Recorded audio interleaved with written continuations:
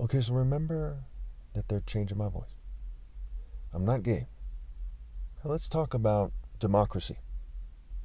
Again, I've made other videos about this, and I made it clear. But I'm going to try to keep this under maybe 3 minutes, and I'm going to try to make it very clear to you.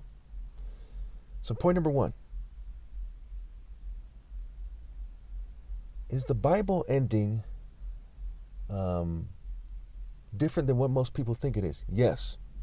Most people live the Bible ending as if either heaven's going to come magically to earth, which is not, or they're going to be gathered in the clouds and go to a new earth somewhere else, and because they're cheating me out of my right to leave, we'll get to that, that's not going to happen either. Okay? So that'll be the point number 1. Most people think one of those two things. Point number 2.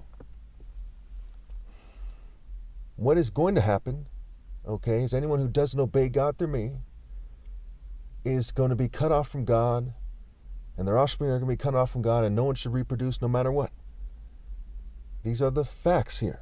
People are going to still reproduce because they're just sheep. We'll get to that later too. So if you've been watching my video, especially my Proof I'm Christ playlist, you're sure that the miracles in the Bible for the most part are figurative,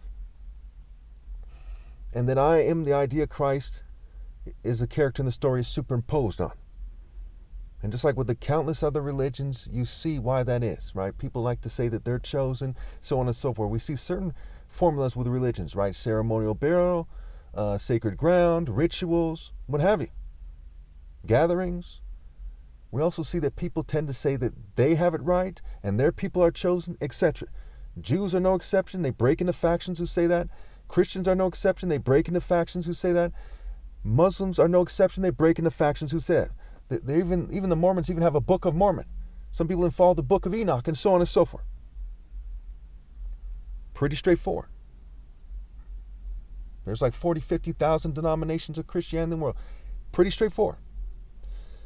So my second point again is people are crazy if they see my videos and they don't know that I'm right about that.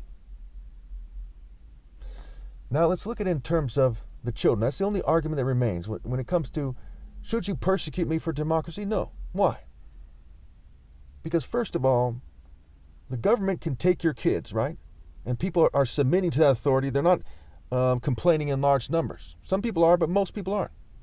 Most people have the scale that they think the government should take people's children under certain circumstances. And the government, everyone knows, is corrupt and evil.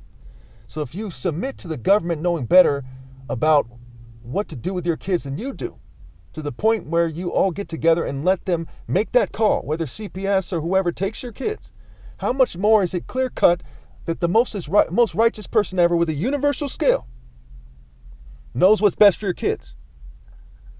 And I know for sure your kids at every age are better off knowing the truth about this. Like Bob Marley said, right? Tell the children the truth. The children. I'm not the only one who thinks this. But on top of that, most people are sheep. Is it possible to be just a sheep with kids? Or should I say just a bitch with kids? Most people are just bitches. Is that possible? Yes. Do most people fit that description who have kids? Yes. So they would censor their kids, right? They would say, hey, I don't want you to watch his videos. That's all that is.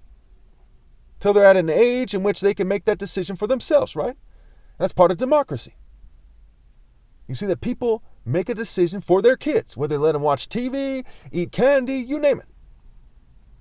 So to say, hey, we don't want this guy to be famous because we don't want our kids to hear what he's saying is a stupid argument. Then don't let him get on the internet. Why should we limit freedom of religion, freedom of speech, freedom of expression where it matters most with the most righteous person ever? That's why it's called human rights. First and foremost, it's for the most righteous. That's where it matters most.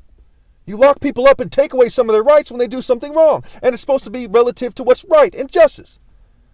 So how the hell are you going to say that you don't want me to be famous or to have my free speech or not to be censored or shadow banned? That's outrageous. Like, what the hell kind of totalitarian dog are you? What kind of communist, fascist, authoritarian worm are you? What kind of King George stooge are you? People need to grow up.